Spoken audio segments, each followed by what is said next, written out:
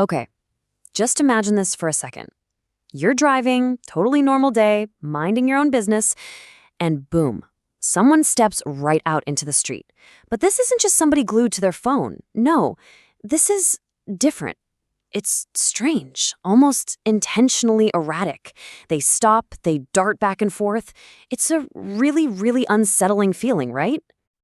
And just like that, you're forced to make a split-second decision that could have some pretty serious consequences. So today, we're going to dive deep into this surprising and, let's be honest, pretty alarming topic: bizarre pedestrian behavior. In this explainer, we're going to tackle three really big questions. First, what is this behavior exactly? Second, what are the complex, often hidden reasons behind it? And maybe most importantly, what can you do to handle these situations safely, whether you're behind the wheel, on foot, or just a bystander? All right, let's get right into it. So first up, let's really unpack what makes a pedestrian's behavior truly bizarre, and not just, careless or distracted.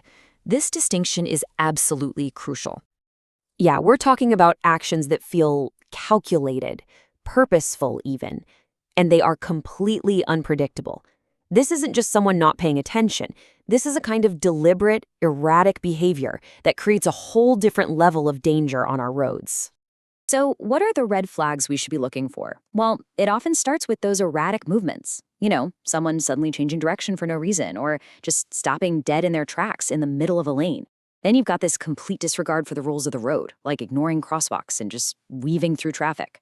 It can escalate to truly hazardous actions, like somebody who's clearly impaired or even deliberately blocking cars. Often, this goes hand in hand with cognitive signs, like someone seeming totally disoriented, and basic safety negligence, like walking on a highway at night wearing all black. And the impact of these actions? Well, as this chart shows, it creates this huge ripple effect. Of course, the risk to the pedestrian is massive. That's the tallest bar, and for good reason. But look at that next one.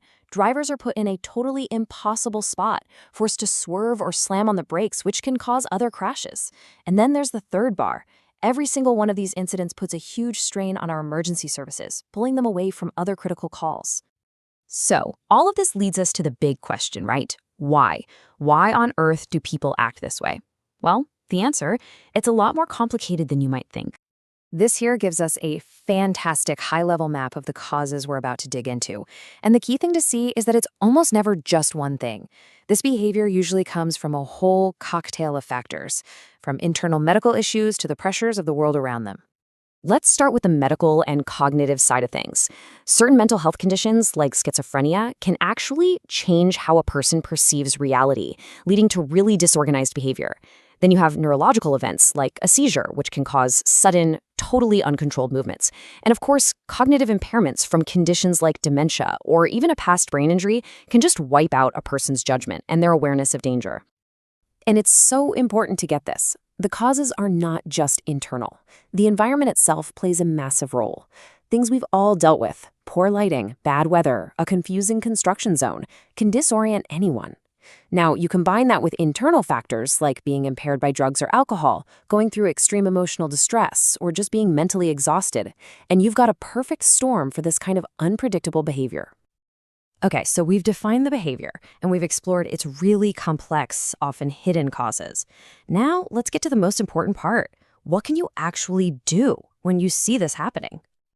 For drivers, it all comes down to a defensive mindset. We can remember it with the acronym SAFE. First, stay alert. That means you're constantly scanning not just the road, but the sidewalks too. Next, adjust your speed.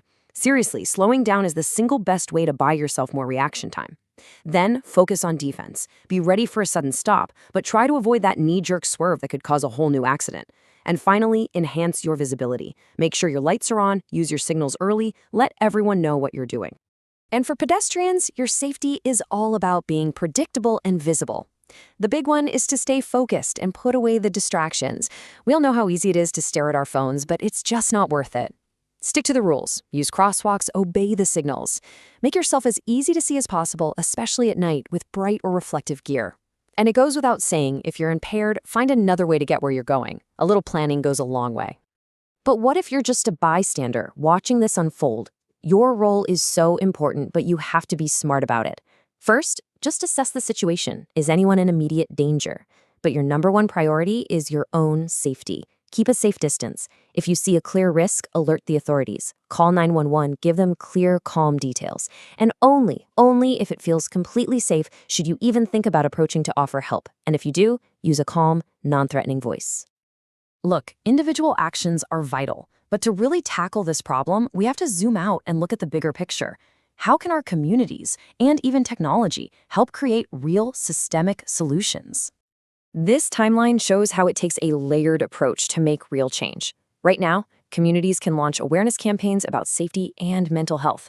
In the short term, they can make simple physical fixes. We're talking better street lighting, brighter crosswalks. Midterm, the focus has to be on increasing access to mental health and substance use services to get to the root of the problem.